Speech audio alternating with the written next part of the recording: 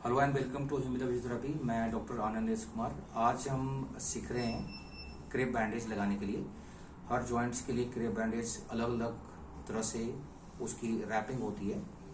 आज ankle joint में लगाते हैं। एंकल जॉइंट्स में commonly fracture, ligament injury, tendons injury, swelling, foot swelling, ankle swelling या सपोर्ट के लिए लगाते हैं। इसके खास तरीके होते हैं। इम्पोर्टेंट तरीके ये हैं, इम्पोर्टेंस ये है कि आप किस तरह का क्रेप बैंडेज यूज करोगे। तो आप डिसाइड करना ये होता है कि किस एरिया में हमें लगाना है। अगर एरिया बड़ा है तो क्रेप बैंडेज का साइज भी बड़ा होगा, उसकी लेंथ भी बड़ी होगी। एरिया अगर छोटा है, जॉइंट छोटा है, तो क्रेप बैंडेज भी छोटा होगा और उसकी लेंथ भी उसके हिसाब से कम होगी। कभी भी बड़े एरिया पे छोटे क्रेप बैंडेज का यूज नहीं करते, क्योंकि वो वहां पर पिंच कर सकता है मसल्स को और सर्कुलेशन को रोक सकता है। या फिर छोटे जॉइंट्स पर बड़े क्रेप बैंडेज का यूज ना करें, क्योंकि आपकी फिर जो रैपिंग होगी, जो प्रेशर आप देना चाहोगे ना, वो बहुत अच्छा नहीं दे पाओगे। तो ये नियर अबाउट 2 इंच का है क्रेप बैंडेज, है ना। आप देख रहे हैं कि क्रेप बैंडेज के बीच में ना एक लाइन है। इस लाइन का बड़ा ही कॉमन एक तरीका है, जब भी आप रैपिंग करते हैं तो इसको 50% कवर करना होता है। आपने अभी हम दिखाएंगे अभी। चलो अभी स्टार्ट करते हैं। एंकल जॉइंट के लिए बहुत ही कॉमन इंजरी है, एंकल जॉइंट में होती है, और कॉमनली इस तरफ में इंजरी ज्यादा होती है। लोगों का पेन या लिगामेंट इंजरी इस तरफ में ज्यादा होती है। अंदर की तरफ में हो सकती है, बाहर में ज्यादा होती है। यहाँ पर पेन ज्यादा होगा, यहाँ पर पेन ज्यादा होगा, यहाँ पर पेन ज्यादा होगा, क्योंकि ये सारी जगह लिगामेंट के अटैचमेंट की है। जहां से लिगामेंट स्प्रेन होता है या टूट जाते हैं तो सूजन होती है।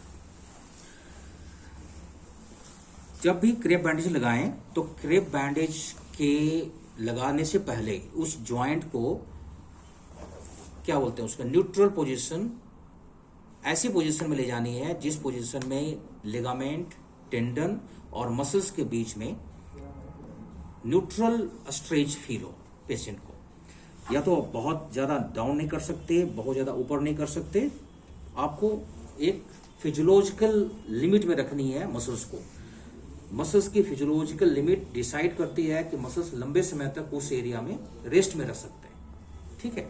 अब सपोज कि ये 2 इंच का है, लेकिन एंकल जॉइंट के लिए 2 इंच से ऊपर का ही आप क्रेप बैंडेज लोगे। 4 इंच, 3 इंच, 4 इंच का लोगे।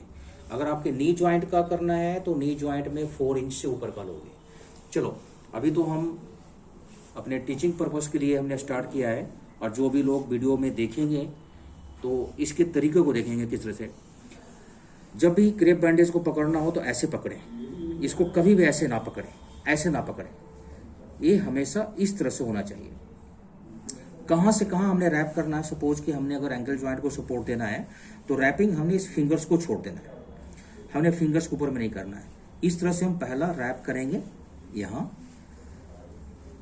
और इसको हम एक तरह से यहां पर होल्ड करने के लिए ना डबल रैप करेंगे। अब ये जगह होल्ड हो गई। पहला एक तरीका होता है जिसमें इसके 50% को कवर करते हुए हम ऊपर तरफ चले जा रहे हैं, है ना। जा रहे हैं ना, अब जा रहे हैं, है ना, अब जा रहे हैं, अब जा रहे हैं। जब इस जगह पर जाएंगे तो अपने फिगर ऑफ 8 देंगे। जैसे यहां पर ए आया और ए गया, है ना, ए और ए, ए और ए, इस तरह से आपका यहां आ गया, है ना। ये सपोर्ट हो गया ना। जब आप फिगर ऑफ 8 दोगे ना तो इस तरह से क्रॉस हो जाएगा। ठीक है ना। तो ये प्रॉपर सपोर्ट में आ गई, यहां सपोर्ट में आ गई। यहां की जो सूजन बढ़ने के चांसेस थे वो नहीं बढ़ेंगे, क्योंकि ये प्रेशर आ गया। इसके तरीके हैं कि आप एक फिंगर्स को अंदर करके देखें। अगर आपने 1 फिंगर अंदर डीप कर दिया, ये चला गया, इजिली चला गया बिना कुछ किए हुए, इसका मतलब है क्रेप बैंडेज आपने ठीक लगाया है। अगर ये जोर लगाने से जाए, इसका मतलब है कि ये टाइट है। ये आपको 1-2 घंटे के बाद इसको हटानी पड़ सकती है। तो इसको एक चेक करने का तरीका है। कभी कभार क्रेप बैंडेज हम पुराने यूज कर लेते हैं, तो ओल्ड क्रेप बैंडेज ना यूज करें, क्योंकि क्रेप बैंडेज में ये एक नेचुरल इलास्टिसिटी होती है, वो लंबा होने की उसमें क्षमता होती है, तो वो बना रहे उसमें। ठीक है, ये इम्पोर्टेंट है। और सबसे इम्पोर्टेंट ये है कि जब भी क्रेप बैंडेज लगाएं, पेशेंट के लिए है कि जब दर्द हो, क्रेप बैंडेज वाले एरिया में ब्लूइश आ जाए, सेंसेशन तेज हो जाए, या आपको नमनेस फील हो, तो आप क्रेप बैंडेज को खोल दें। बिल्कुल इसमें इंतजार ना करें कि मैं सुबह ही खोलूंगा इसे, क्योंकि उसमें फिर आपकी ब्लॉकेज हो सकती है, ब्लड क्लॉटिंग हो सकती है, आपकी आर्टरी वेन्स दब रहे हैं उस जगह पर, सर्कुलेटरी फेलियर हो जाती है, पेशेंट का डिस्टल एरिया काफी ठंडा हो जाता है। तो इस केस में क्रेप बैंडेज को इमीडिएटली हटा दें।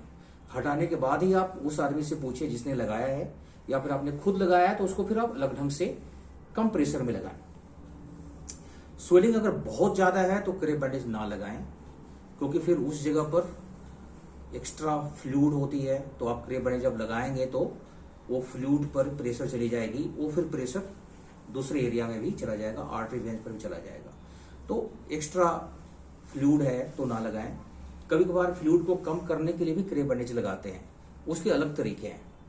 उसको ड्रेन के लिए लगाते हैं, ड्रेनेज लगाते हैं। उसका तरीका यह होता है कि प्रोक्सिमल एरिया में प्रेशर कम होती है, डिस्टल एरिया में प्रेशर हम धीरे धीरे ज्यादा देते जाते हैं, तो उससे स्वेलिंग कम होती है। ठीक है, आपको फ्लो देखना होता है आर्टरी वेन्स का कि किस पर्पस के लिए लगा रहे हैं। सपोर्ट के लिए अलग एक पर्पस है, ड्रेनेज के लिए, स्वेलिंग के लिए उसका पर्पस अलग है, उसके लगाने के तरीके भी अलग होते हैं। ठीक है, तो इसका ख्याल रखें। और सबसे इंपॉर्टेंट है ये है कि जब भी क्रेप बैंडेज लगाएं तो पेशेंट को बता दें कि अगर इसके कारण से कोई भी तकलीफ आती है तो सबसे पहले क्रेप बैंडेज को आप हटाओगे, फिर उससे लिए बात करोगे, कभी भी इंतजार नहीं करोगे। Okay, thank you.